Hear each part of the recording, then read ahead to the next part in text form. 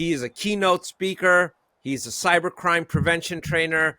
He's an entrepreneur. He's spent 30 years of his life handling cybercrime in his career. He's got a book out, The Secret to Cybersecurity, which will ask him about a simple plan to protect your family and business from cybercriminals. And he is going to present us with some very practical things. And I would advise you all to listen to him as to what he has to say and make use of his advice. Scott, welcome to the show. Thank you for being here. It's great to see you. I know me and you were looking at each other. Do you see the big smile on my face? I do. That's because I'm retired from the FBI. And the number one question I get from people is, do you miss the FBI? And I go, are you out of your mind? And let's get the record straight. I had an amazing 30-year career with the FBI. I spent the majority of my career on the investigation of cybercrime.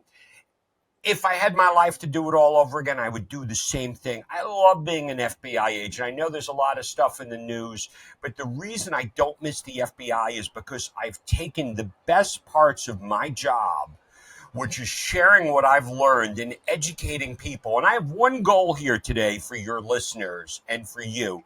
I'm going to teach you how to reduce your chances of being the next cybercrime victim. Let me ask you a question. How many people in the marketplace make that claim? Not too many. Come on, everybody says they're going to reduce your chances of being a victim. No, well, they say that we're going to reduce your cyber risk is what everybody says. But but a reduction in risk doesn't always correlate to a reduction in you being a victim of cybercrime, because you may not be reducing the right risk. Absolutely. Right? But what if I made this claim? And maybe you can call me crazy. It doesn't matter.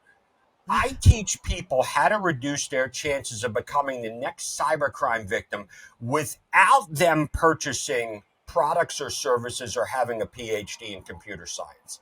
I'm not saying you don't buy products.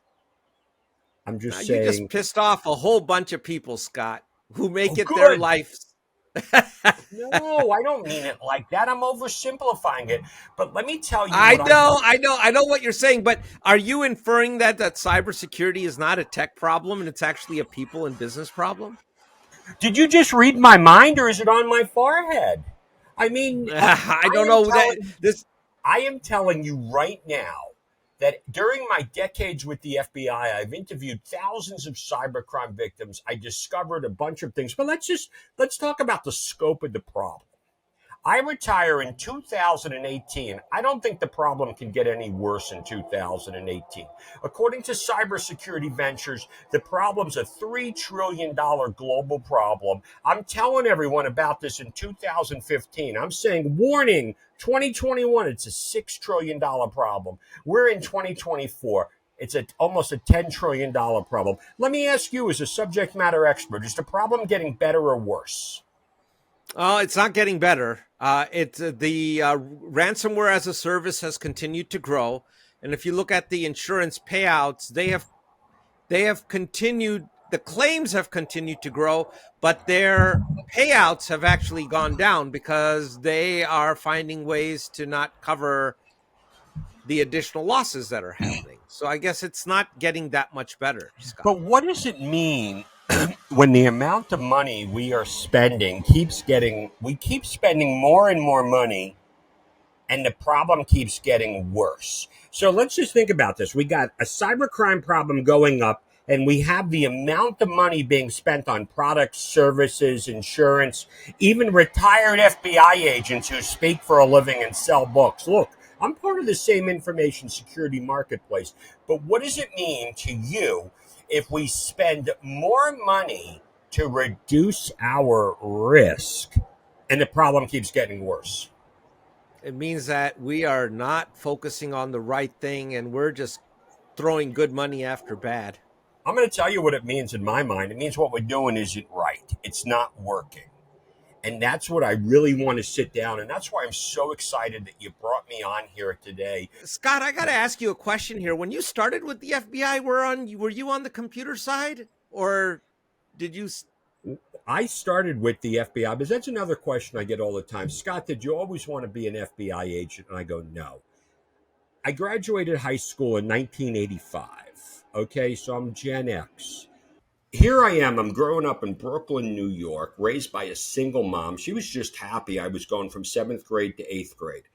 I went to community college. I didn't do very well. She filled out an application for me to be a file clerk with the FBI in 1988, making $5.50 an hour. And my mom, going to be 89 years old, still loves to tell the story that it was part of her grand plan to keep me out of jail and to keep me away from my pothead friends. That's how I got into the FBI. Wow. So she played the reverse. Instead of being the guy in jail, why don't you guard the guys in jail or put them there in the first place, and then you don't have to be. But when I got into the FBI, I was surrounded by a lot of positive role models. I went back to college at night. I spent 6.5 years as a clerical employee with the FBI, worked on an MBA in finance and technology in 1992, where we were learning that the business units were having a hard time talking to information technology units. Let me ask you, 32 years later, how are we doing with that situation? Probably not that much better, to be honest with you. So probably a little worse, because on the bad guy side, they've gotten much more sophisticated. The technology has lent itself to a lot of automation, which has allowed the scaling up of criminal operations. And we're going to talk about that, because please. A lot of what I talk about is the same as it was 10 years ago. So Really? I become an FBI agent in Syracuse, New York. But as we hit on that point, I go over to people and I do live presentations for a living. And I was from an audience that I got in front of 8 years ago. I go, hey, how many people here heard me speak 8 years ago? A handful raised their hands. I went like this. I don't have anything new to talk about, except I'm going to throw a couple of terms at you. I'm going to use artificial intelligence. I'm going to use crimeware as a service. Everything we're dealing with is still the same as it was 8 years ago. Just the automation is different. There you go. The automation.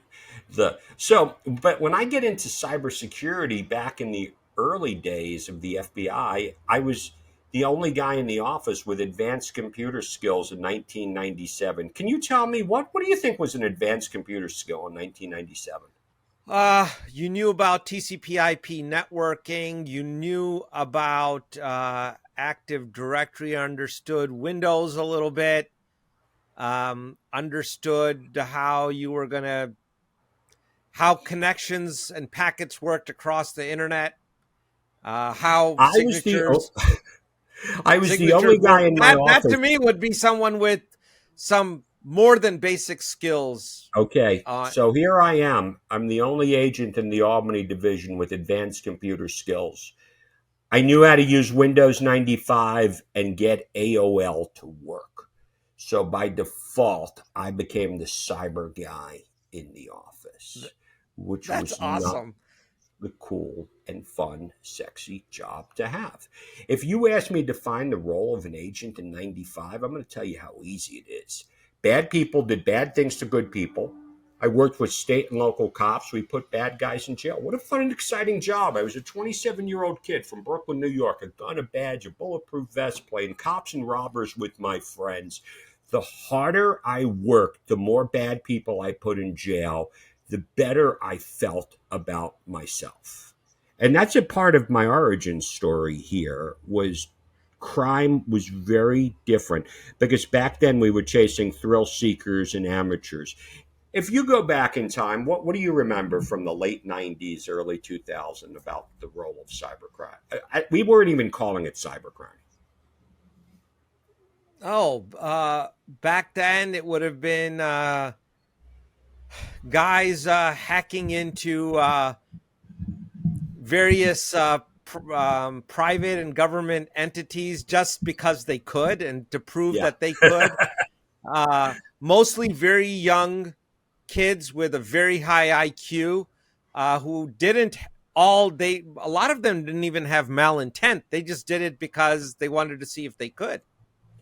Let me tell you a funny story about that. It's probably right after Y2K. I get a call from the National Infrastructure Protection Center. This is before the Department of Homeland Security. They tell me there's a young man over at Potsdam University, which is about 2 hours north of Syracuse, where I was stationed. They told me he was trying to gain unauthorized access to the Cape Kennedy Space Center, and they gave me one bit of instructions: neutralize the threat. What does that mean to you? Neutralize means someone's getting a bullet put in their head. Yeah, but my neutralizing the threat was playing social services worker because there were no crimes, and I had to go up there and kind of yell at the kid. And that's not while I joined the FBI to kick down the door of some kid in feet pajamas. And here's the funny part to this story. So I kind of had a nice conversation with him. It's the same conversation that I had with my boys, not to do drugs. Okay, is that kind of 235 pound, 6'3" New York guy. A couple of days later, I get a call from the kid's mother, and she's pissed. I go, "What's the matter?" She goes, "My son hasn't come out of the house in 3 days." That's a good thing. Problem? Yeah. I go, what did I have to do with that? She goes, "You yelled at him and you said that there was going to be FBI surveillance vans around the clock following him." And I was like, well, I guess maybe I did say that. It's a good thing there were no cameras and cell phones back then. But I was like, no, we'll call it off. But that's what we were dealing with. But cyber takes a sinister turn about the time e-commerce comes around, about that time, because now it changes on the way on how we access money. And now the thing that applies to every bit of crime that I dealt with, which wasn't violent crime, which was white collar crime in 95 to 2000, is what we deal with today. And it's all social engineering. And that's where things go. Okay. So the FBI forms a cyber division after the events of September 11th. And the number one priority for the FBI is preventing terrorism. Counterintelligence is number 2. And cybercrime is number 3. And that's when I embark on my journey in 2003 to really get into the world of cybercrime. And when I got accepted to FBI headquarters as a supervisor, most of my peers made fun of me. They told me the cybercrime problem will go away by 2007. It will be solved by, guess what? What? Technology. Yeah, right. Let me ask you, how's that working out for us? But when has the taking of money, whether it was in the 1800s, 1700s, 1900s, or in the 2000s, ever been a pure technology play? It's always technology assists in it, because now, unfortunately, today, what we have is every 13-year-old has Venmo.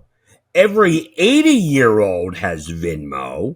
And so many of us are caught in this generational gap where, and this is what I love to talk about, is we have kids we need to protect, and we have elderly family members we need to Now, I've been through a lot of victimizations, and if your business is the victim of cybercrime, you're going to be okay.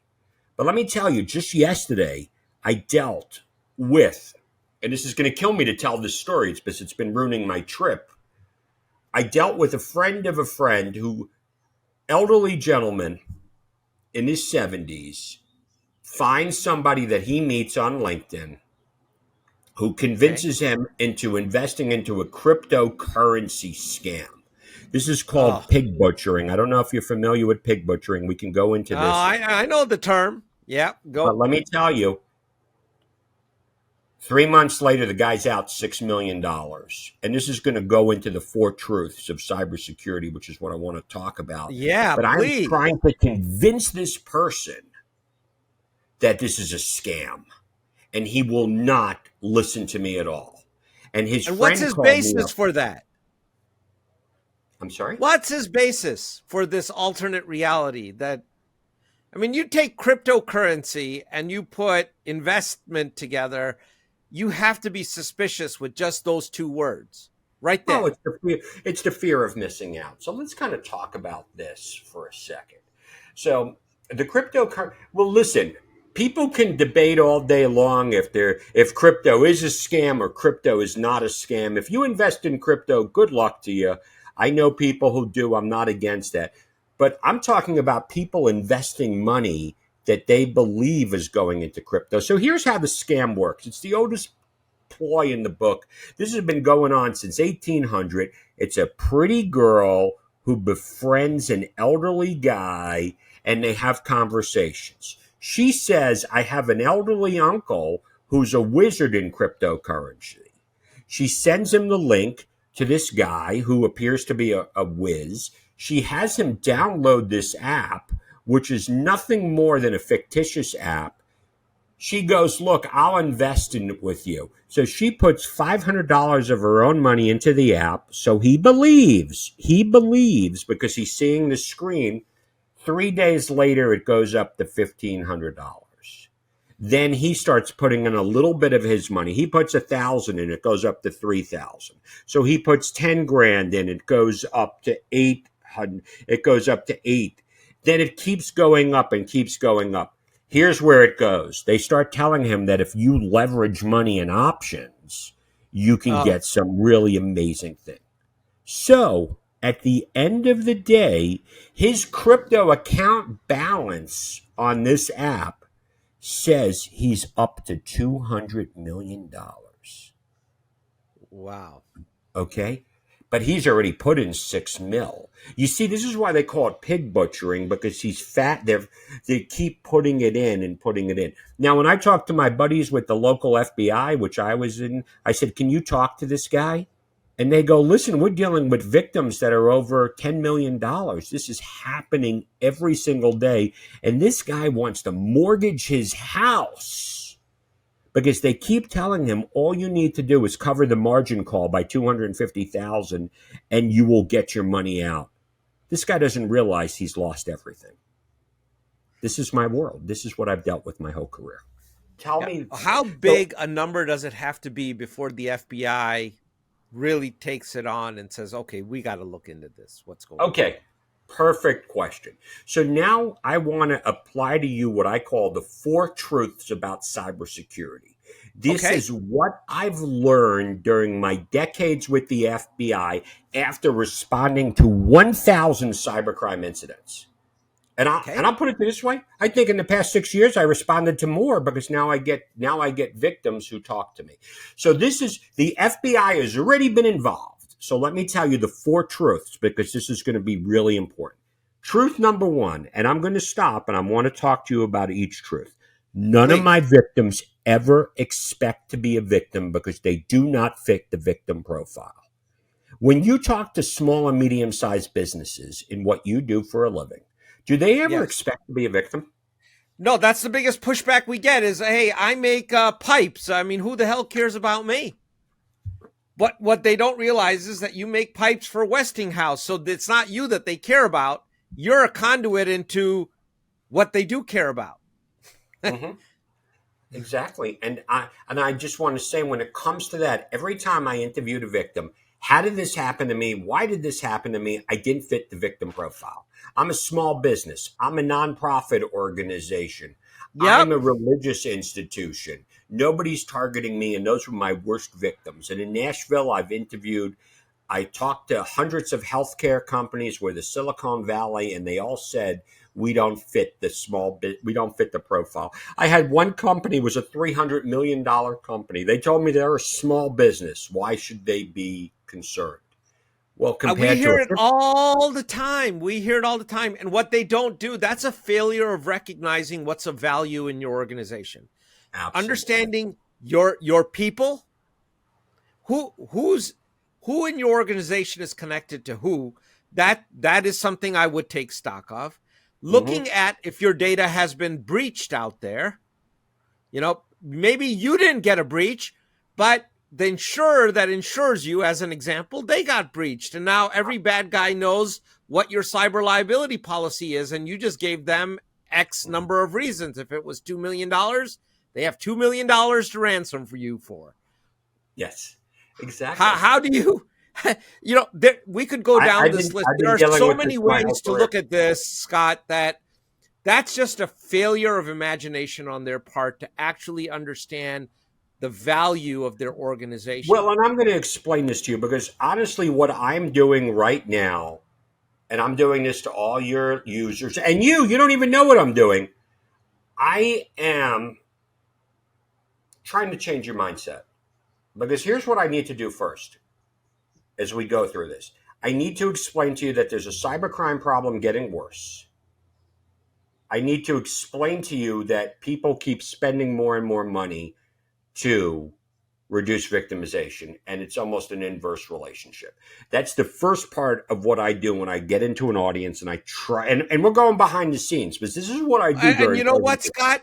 Have you heard of the prevention paradox? Go ahead. Explain it to me. There was a study. The prevention paradox is a term that was coined by the U.S. Air Force. So they did an extensive analysis and study, and what they came out with was the prevention paradox is the more you focus on prevention, the less secure you actually become. Really? That's interesting. Well, that's going to not go in.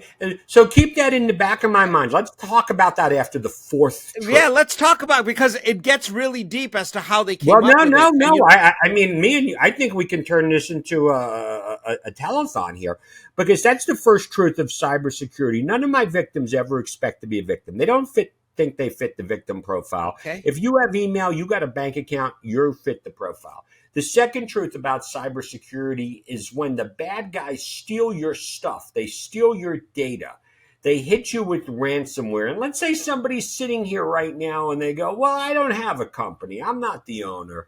I don't like my job. Well, they're going to hit you. You're going to be the victim of identity theft. Your kids are going to get victimized. Your elderly parents are going to be victimized. And when you contact law enforcement, we do not have a reset button to make the problem go away. We are not getting your money back, okay, or your stolen data back. It's gone, it's gone. Truth number 2. Let me ask you, when you're dealing with your intrusion response for your clients, when they lose their money, how much money have you ever gotten back for a client? Mine is next to nothing. Maybe an instance or two where the FBI actually got involved. And I've recovered quite a few, and it was all for luck. It was luck. I'm going to be honest. So let's go to the third truth. The chances of law enforcement putting the bad guys in jail is slim to none because the threat actors are located overseas. They're located in Russia. They're located in China. They're located in West Africa, Iran, now we're dealing with Southeast Asia for the pig butchering scams, even though the FBI and the Secret Service do an amazing job of putting bad guys in jail and disrupting networks. I mean, last week I was quoted in Bloomberg. They asked me, what did I feel about the fact that one of the ransomware gangs was disabled? And I said, great work on the part of the U.S. government, but it's the same thing in tackling the drug cartel. You take one down, another comes up. So let's focus on this. And I want to ask you, problems going up. It's getting worse. Nobody expects to be a victim. Bad guys get your stuff. Law enforcement's not getting it back. The chances of law enforcement putting the bad guys in jail is slim to none. How does it make you feel? Pretty defenseless.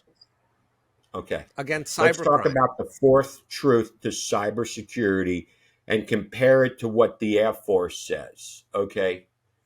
Here I am. I'm dealing with cybercrime victimization. The harder I work, I have to tell people I can't put the bad guys in jail and I can't get anyone's money back. I remember one day it all clicked for me, and this was when I had my major epiphany. I'm sitting with a victim. he goes to Google. He's looking for an investment for a certificate of deposit. He hits the first link. He finds a bank in California.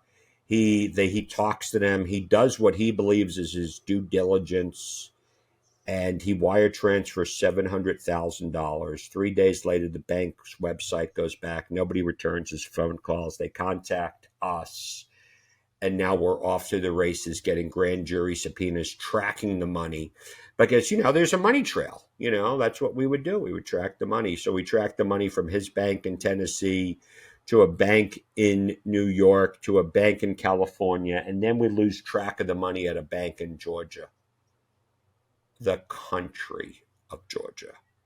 And I'm sitting here with the family members, and the family members are going like this. They're beating the living heck out of me. They're saying, I don't understand. You're the FBI. You can't get our money back. You can't do anything. I find that hard to believe. And I just wanted to say, if your dad just would have done these couple of things, it would have been prevented. And that's when I had the major epiphany. And I went over and I realized that almost 90% of what I dealt with easily could have been prevented if my end users were only armed with a couple of key pieces of information. And in that time, that was when I decided that that's what I love to do. I went out and I educated every person that I can get in front of, saying, hey, here's what you need to do. Here are the steps. Take these steps, and you can apply them in your life, and you could prevent victimization. The other 10% is kind of hard. So that's when I had my discussions with the insurance companies, because let's just go through right now, and this is where I can change behavior. Sure.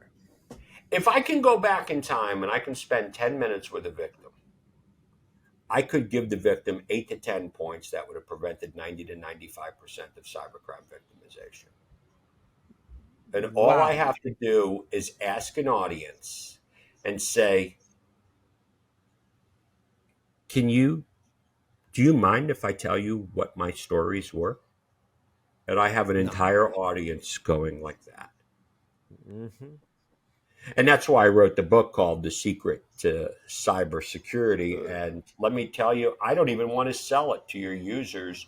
I'm going to have them connect with me on LinkedIn or somewhere else, and I'll give them a free audio copy. I recorded my book. So I wrote a book called The Secret to Cybersecurity, a simple plan to protect your family and business. If you're looking to read a good book by an FBI agent who's really technical, really uber smart, and put a lot of bad guys in jail and save the day, I just want to tell you right now, don't read my book. I'm not your guy. I'm not your guy. I'm the guide in this. I realize that most stuff could be prevented, and that's what I want to focus on. So you don't even need to read it. So you know what, Scott? So let me back up for 1 second so we can take control over this interview, or I'm just going to go on a monologue. No. I want you to talk. I mean, I'm not going to get in the way of a guy from Brooklyn. What the heck? Although I'm from Cleveland, so Oh, come on, that's tougher. You had lake effects. No, we didn't. So I just want to reiterate the 4 truths back and make sure I got this right. Okay. And make sure our audience gets it. Truth number 1, I don't fit the victim profile. Nobody expects to be a victim. Nobody expects to be a victim, right? Truth number 2, data and money that's gone, it's gone. It's not coming back. Can't get it for you. And also remember this one thing. Forget about your business. This is your personal life too. Your kids are hurt. Your elderly parents are hurt. You're hurt. That's it. No reset button. No reset button. Truth number 3, chances of the bad guys getting put in jail is 0 to none. I'd say slim to none. I don't like to take that away. The FBI and the Secret Service doing an amazing job of they're working their tails off, okay? Absolutely. But the kicker is truth number 4, that 90% of cybercrime could be prevented if people could understand key behaviors, 8 or 10 points, that if they followed, they wouldn't be a victim in the first place. Yeah, yeah. But it's not as easy as that. Listen, I've been trying to get off that extra 12 pounds since I was 13 years old. I know what I need to do. I read lots of books, and that's where I incorporated what I call the cyber secure mindset. It's just being aware of what are these key points, what are the things that we need to do. And unfortunately, so many companies are getting off or getting, check the box type compliance Oh my awareness. God. Those ones drive us crazy because they don't really care about cybersecurity. They're like, my insurance company says, do I check this box? My third-party vendor compliance program says, do I check this box? But checking that box doesn't actually help them. Okay, so now I'm going to ask you to do something that you probably didn't expect a retired FBI guy to do. Please. Can you play therapist with me? Can you help me? I'm not a very good therapist, but All right, I'll but talk to me in the world of cybersecurity, okay. because I've been getting really frustrated lately because I'm trying to help a percentage of the population that doesn't want to be helped. Everybody wants an easy button. Everybody wants a pill. Everybody wants a piece of magic software. And let's even talk about that in one of the key areas here where it doesn't exist. Because I know you're probably familiar with products. So let's talk about this. Everybody wants the easy button for social engineering. I just did an Everybody. I just did an hour talk track because I'm a content creator. I did an hour talk track on social engineering, cybercrime, and the world of AI. So let's talk about social engineering for the next couple of minutes. Okay. Because everyone goes, what should I buy to prevent social engineering? And I want you to look at this from an insurer's point of view. First of all, social engineering is the number one tool in the cyber criminals tool belt. Let's forget about network attacks for a second. Okay. You're going to get an email from somebody you know and somebody you trust. Well, I got a great email protection product that has AI. Now they're going to go to text messages. Oh, okay, that's a little different. Then they're going to go to telephone calls and robocalls, all with the use of artificial intelligence. Then you're going to deal with pop-ups on your computer. Then you're going to deal with your third parties that are compromised, and they're getting into the Slack channels and everything like that. And because of those, and also malvertising through websites. So you have 6 things, real main points here. And then I have about 8 or 10 different types of romance scams, work from home scams, phony invoice scams. So let me ask you, what kind of product should somebody buy for that to eliminate all their risk? A good brain and a mindset to just be vigilant. To me, it's no different than don't walk down a back alleyway in Philadelphia at night. Don't do it. I know, and that's what really comes into it, because a lot of times that I'm sitting here and because it all goes back into point number one. Now, when people listen to me, and I want you to remember this is where the behavior change goes. When I tell this story, they go, it's not going to happen to me. I talk to my 89-year-old mom all the time. She goes, Scott, what are you carrying on for with this cybercrime stuff? I only have $1,200 in my bank account once a month from Social Security. I go, Mom. She goes, they only want to target the rich. I go, Mom, what if you don't have your $1,200? Oh, it's not until that. People don't do things until they're victimized, and then they run out and they buy like LifeLock after the fact. Well, I'll tell you, some of our best customers are those that called us after the horse left the barn. And I tell people, And that's right now, really terrible, actually, because when you try and do it beforehand, it's like, well, we don't need it. And what they don't realize is that I've had people tell me that, well, they got insurance and that's going to cover it. What they don't realize is the insurance companies, in a lot of instances, have limited their payouts to 30% of the And who's amount. going to cover this guy for losing $6 million? Or this Nobody. other one for $14 million? The bad guys are attacking the end users. The bad guys are going after, as companies are getting better, they're going after us. They're going after our family. It's the same scams that I've seen for decades, but now it's getting into the hands of unsophisticated individuals, and now they're targeting high net worth individuals. So maybe as a business owner, you're going to do everything in your power that you think you could do. You're going to do your risk assessment. You're going to do your network segmentation. You're going to have your MDR, XDR, EDR, Yeah, and and you know what, Scott? I hate to say it, we've done all that, but we even in our own company had a more senior employee who got, thankfully, it was a very small amount, but they ended up buying gift cards Yeah, and got. I just dealt with that the other day. And these are the types of things that people, I just built a customized cybersecurity awareness course for a client on one very specific healthcare thing.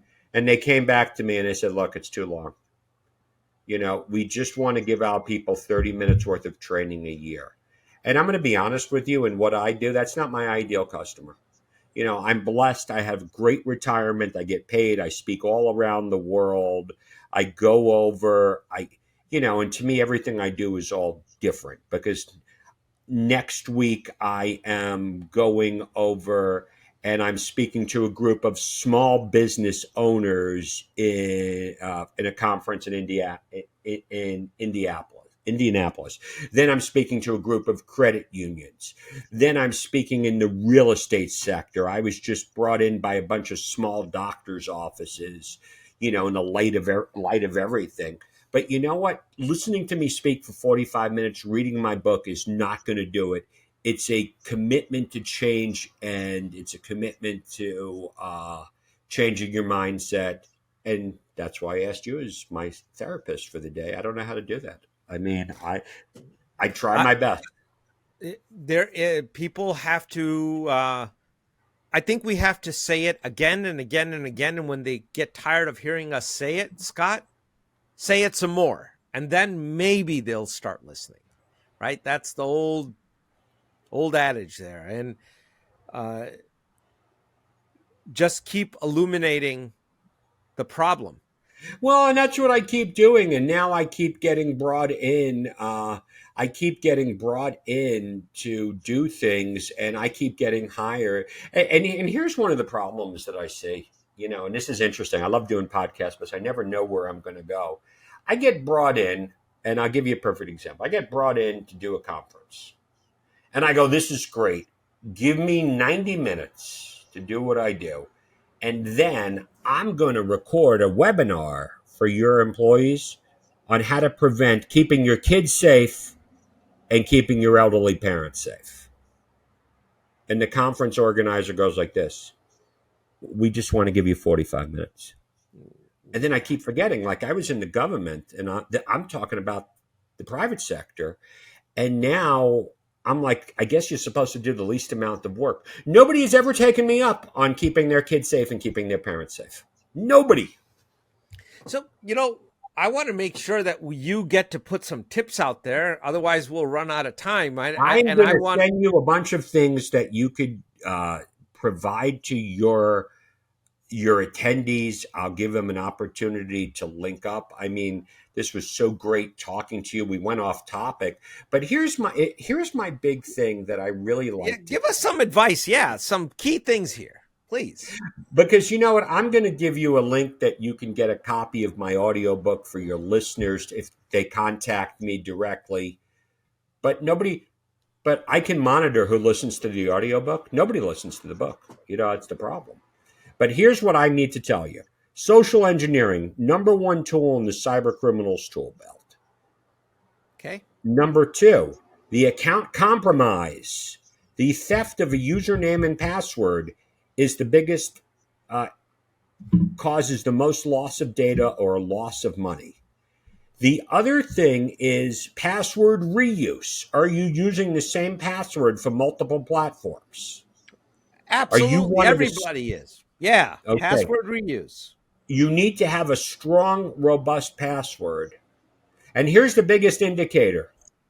If you are not using two-factor authentication on all of your remote platforms, I don't know how to sugarcoat this. You're going to be a victim. Your life's that's it. None of my victims, whenever I talk to them, I had this gentleman who got hit with a scam the other day. Bad guys got in his bank account. And I said, "Did you put two-factor authentication on?" He goes, "No, I never thought I'd be a victim." Now he's out $47,000. And understanding the social engineering side. I know that's oversimplifying it. Yeah. But now for the people who call me, that's the thing. That's what hits them up. I'm going to send you that list. You can post it on your website. I'm going to send you the outline that I did on the social engineering talk with the bullet points. And when you contact me, people contact me all the time on LinkedIn, and I'm hospice. I can't help them. And maybe if you can get the FBI interested in your case, you're not getting your money back. I mean, I hate to say it. So why don't we take some prevention steps now? This is the endless loop that goes in my head all the time.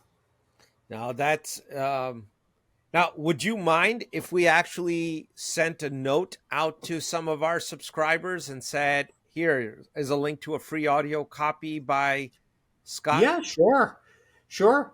We'll do it for yeah. It We'll talk. it's Yeah, a no, public service for us. This is a public service kind of a thing, but uh, yeah. you bring And up like social you want engineering to know is like why I don't? You want to know why I don't sell the book? I like that why? way. Because I'm afraid nobody will buy it, and then I'll feel really bad. You know what I mean? Then I'll feel like I'm going to be honest with you. I think you Like I don't might sell have a books. bestseller on your hand. You know, I we do. had Listen, I've been doing great with my book. I usually include those in with engagements and stuff like that. People buy it on Amazon. I recorded the book and then I put it on a platform called Thinkific. Every once in a while, I do sell it if I get brought into a situation and I give the money to my kids so they can run that side of the business. But I rather just, engage with people because I'm on a passion project mission. I overcharge Fortune 500 companies. I joke around, but I do. They bring me in to do an hour's worth of talk. And I do that so I can help fund what I love to do.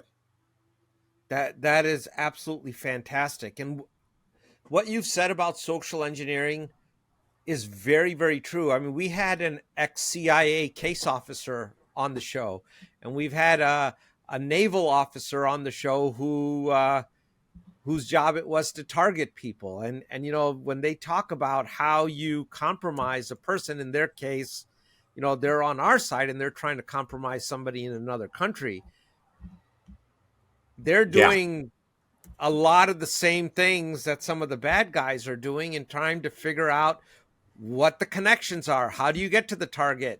What is that target interested in?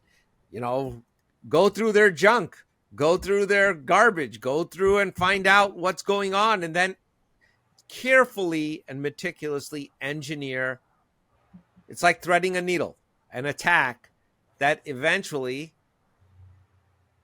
will lead to a compromise or an outcome that they're seeking. And absolutely. And that's why I call it the cybersecure mindset. It's just these 10 principles. And now I'm building courses that I've been getting a little frustrated on it because nobody really wants a course. Nobody wants the education part of it.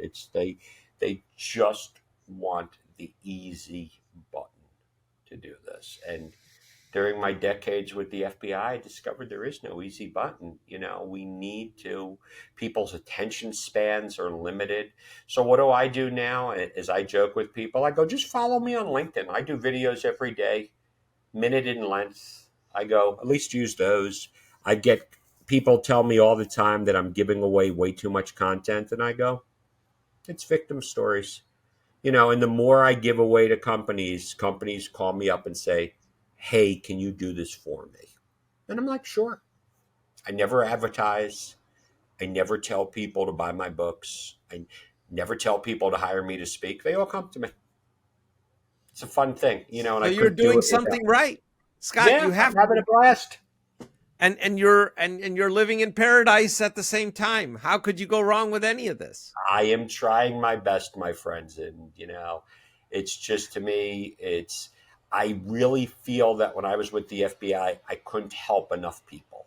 So now it's whatever I could do to share my stories because I've become quite the storyteller. I have realized that as a guy who speaks way too much, I've learned how to make a living capitalizing on that. You know what? I'd love to get you back to talk about your just do a quick episode, like 10 stories, things that you have seen that you could share with people that from the group of people that said we don't fit the victim profile. And I have stories on companies that have been victimized to this day that I don't really talk about because it's inappropriate. But there's a major breach going on as we speak where the former CEO of the company said to me, "We're a privately held company. Why would anyone want to target us?" They were an $8 billion company. Well, that is deeply unfortunate. That's that mindset that you talked about that you want to change. Hey, we're at the hour here, but I wanted to give a few minutes for you to plug anything that you'd want to. Are you making any appearances, any new books, anything whatever you want our audience to know about? I want you to follow me. I would follow me on LinkedIn. I would go to my website, cybersecuremindset.com. Okay. And I provide everything that you need on how to reduce your chances of becoming the next cybercrime victim. And what I want you to do is take whatever you learned, whatever resources you have from me, and share it with your family, share it with your colleagues, share it with that. It takes a community to stay safe. That's my big point here. That's fantastic. We appreciate the good work. Well, I appreciate it. And I hope people listen. You bring to light, you really got to the heart of the cybersecurity problem, because the biggest mindset change we run into is that it's a tech problem. It's a guy in a hoodie in the back room that's going to solve it. And they will help, but they are not the front line of this. And I'm oversimplifying the problem. You do need all these different things. But if you just don't do what I tell you to do, and we can have a whole nother debate about the whole insurance thing. And I'm like, I look at people's insurance and it's not even covering. I had one company, they called me to help them. I looked at their insurance requirements and I was like, wow, they're still going to insure you with this? So, hey, listen, I know we're going to have a lot of more conversations. I know we are too, Scott. You have been a fantastic guest, and we are looking forward to having you back. I think we've just scratched the surface with the 4 truths. I think this needs a much deeper dive, but thank you for what you do. And we know you have to run, but we appreciate you spending a part of your afternoon with us. Thank you so much. Thank you, Scott.